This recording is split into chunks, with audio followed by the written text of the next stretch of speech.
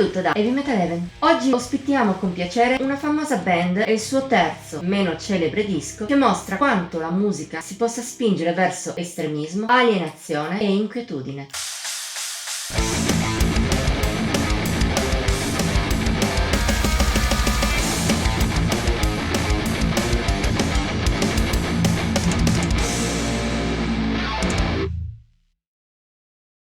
A chi conosce un po' il mondo dell'avanguardia musicale, il nome dei Locrian non sarà nuovo. Nell'ultima dozzina di anni questo gruppo di Chicago è riuscito ad affermarsi e a far girare il proprio nome all'interno della propria nicchia stilistica. Merito non solo della distribuzione di una major come Relapse Records, ma anche della capacità di unire sperimentalismo a una certa musicalità e persino a una discreta accessibilità, almeno rispetto al genere suonato. Ciò che forse invece in meno conoscono è la parte iniziale della carriera del gruppo, quella precedente al primo album sotto Relapse, Return to Annihilation del 2013. Una parte di carriera in cui, pur muovendosi sempre sulle stesse coordinate, i Locrian suonavano qualcosa di molto più astratto, impenetrabile, nichilista. Un suono che trova uno dei suoi apici nel loro terzo full length, The Crystal World.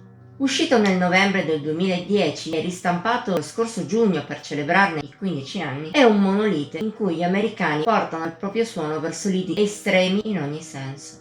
Nonostante la minor presenza di elementi metal rispetto al futuro, parliamo di un disco tratti davvero disturbante per atmosfere e sonorità. E riesce a esserlo senza ritmi forsennati o elementi roboanti. Per paradosso, la calma dei Locrian qui riesce a essere più inquietante di gran parte del metal estremo là fuori, specie se parliamo non di chi porta ai limiti il proprio genere, ma delle incarnazioni più canoniche. Del resto, di canonico in The Crystal World non c'è proprio nulla. Il suo genere è indefinibile.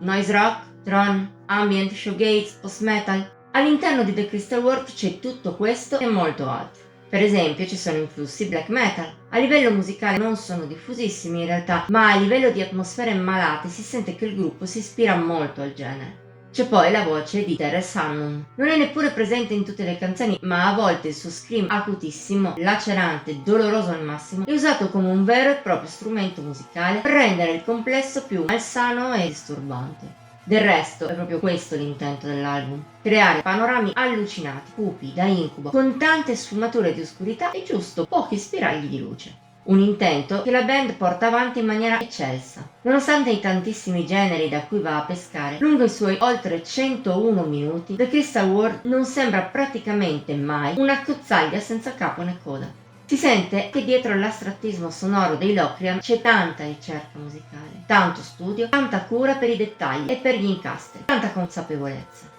Tutte armi che consentono al gruppo di Chicago di riuscire alla perfezione nel creare uno sconfinato mare di nichilismo, angoscia e perdizione. All'interno di questo mare è facile e difficile allo stesso tempo trovare qualcosa che brilli. Difficile perché appunto parliamo di un disco molto organico e ben amalgamato, nonostante le 1000 sfumature. Tuttavia, se presa a sé stante, ogni traccia avrebbe tantissimi dettagli da raccontare e richiederebbe quasi una recensione a sé stante. Soprattutto se parliamo della conclusiva Extinction. Coi suoi 53 minuti occupa oltre la metà della durata del disco e al suo interno c'è un vero mondo. Un mondo che abbiamo deciso di non descrivere nel dettaglio per non dilungarci troppo, ma in cui davvero si può trovare tutto e il suo contrario, tra ambient leggera e momenti caotici, pace e oscurità asfissiante, melodie e studiata cacofonia, ambient disteso come harsh noise. Più che un macigno è una montagna musicale, ma è splendido esplorarla, o meglio, perdersi al suo interno. Con pochi momenti morti e per il resto tanta sperimentazione sonora molto ben fatta, rappresenta di sicuro uno dei brani più in vista della scaletta. Anche il resto però è splendido, nella sua oscura varietà, ed è difficile lasciar fuori dalla descrizione una qualsiasi delle canzoni. Per esempio, non possiamo evitare una citazione per At Night's End. Inizia molto leggera, quasi delicata, ma di un ritualismo spettrale, per poi salire attraverso momenti drone fino a uno dei momenti più pesanti del disco. Parliamo di un black post-metal distortissimo, che alla fine sfocia nel noise e aumenta ancora il senso di solennità, grazie al salmodiare, per una volta pulito, di Hannon. Allo stesso modo, impossibile non menzionare Elevation and Depth. Rappresenta bene il suo titolo, seppur all'inverso. Dopo l'intro folk si pone abissale pur mantenendo stavolta un certo calore nella sua oscurità, grazie ai ritmi lenti e alle belle melodie di chitarra, molto post-shoegaze. Un'essenza che dalle profondità fa scendere la musica lentamente a lidi molto alti nel finale. Al suo interno si sviluppa di più la componente iniziale, con chitarre pulite e violini, a volte persino in drone, per il momento più poetico del disco. Il meglio della scaletta è tuttavia rappresentato dal trio composto dalla title track, Pathogens e Obsidian Facades.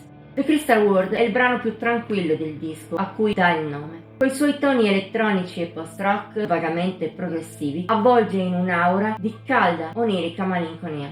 È però solo una breve parentesi, perché poi la seconda inizia strisciante, cupa, nella calma lunga metà dei suoi 11 minuti, prima di trasformarsi in un pezzo drone ritmato dalla batteria di Steven S.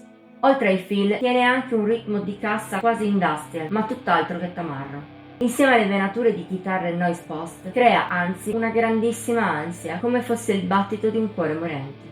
Ancor di più lo è la terza, che si basa sulle urla del cantante come strumento e le integra in un contenitore drone dalle influenze ambient black metal, per un risultato angosciante, ma al tempo stesso dall'aura cosmica. Grazie alla tenebra e l'angoscia create, è un viaggio sublime e terrificante, un po' nello spazio esterno più tenebroso, un po' in quello interiore, in meandri altrettanto spaventosi.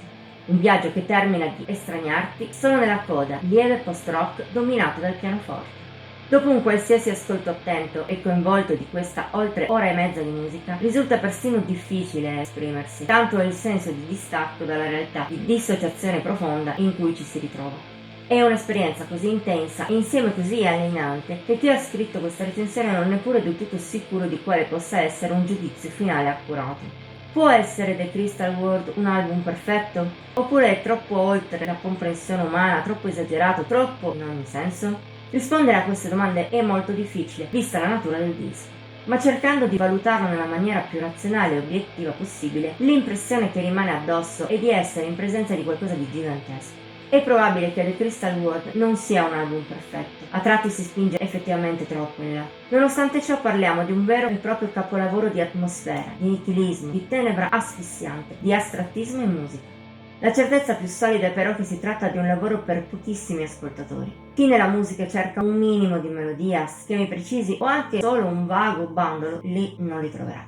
Di fatto te lo consigliamo solo se vuoi ascoltare quanto verso l'estremo è possibile spingere la musica. Altrimenti evitalo in toto, come anche l'intera prima fase della carriera dei Locrian. Se non sei disposto a vedere quanto profonda è la tana del bianconiglio, il rischio che possa risultarti un mattone indigesto o addirittura disturbante, e non nel senso giusto, è molto elevato. Voto di Heavy Metal Even 93 su 100. Per stavolta è tutto.